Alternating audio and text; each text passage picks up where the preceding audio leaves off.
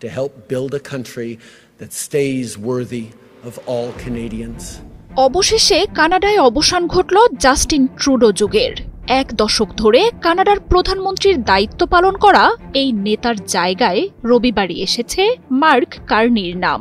যুক্তরাষ্ট্রের সাথে নজিরবিহীন এক দ্বন্দ্ব আর শুল্ক যুদ্ধের জেরে বিদায় নেয়া ট্রুডো জানিয়েছেন পরবর্তী নির্বাচনে অংশ নেবেন না তিনি। তবে ট্রাম্পের সাথে দ্বন্দ্বই ট্রুডো আর তার দলকে আবারও জনপ্রিয়তার শীর্ষে নিয়ে যাচ্ছে বলে উঠে আসতে শুরু করেছে সাম্প্রতিক জরিপগুলোতে।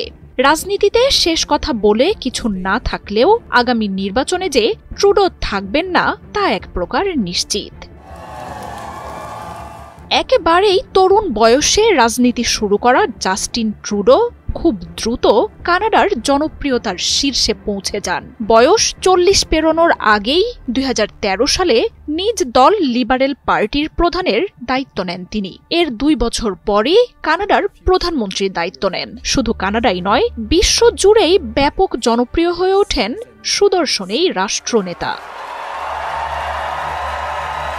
তবে জীবনযাত্রার ব্যয় বৃদ্ধি, অভিবাসনের মতো নানা ইস্যুতে সম্প্রতি ব্যাপক চাপের মুখে পড়েন ট্রুডো। দ্রুত পতন ঘটতে থাকে তার জনপ্রিয়তার।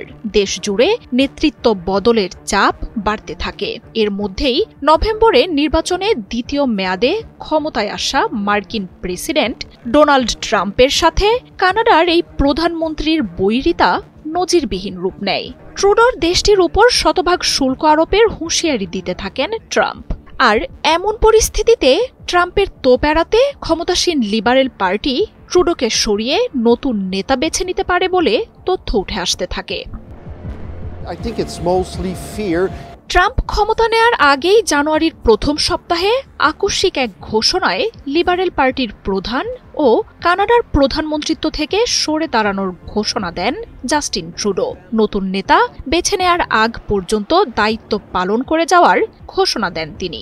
রবিবার লিবারেল নেতা ও পরবর্তী প্রধানমন্ত্রী হিসেবে মার্ক কার্নিকে বেছে নেয়ার পর কানাডায় অবসান ঘটেছে ট্রুডো যুগের। The United States launched a trade war against Canada. তবে যে ট্রাম্পের কারণে পদ ছাড়তে হয়েছে সেই মার্কিন প্রেসিডেন্টই আবার জনপ্রিয়তার তলানি থেকে বের করে আনছে ট্রুডো ও তার দলকে।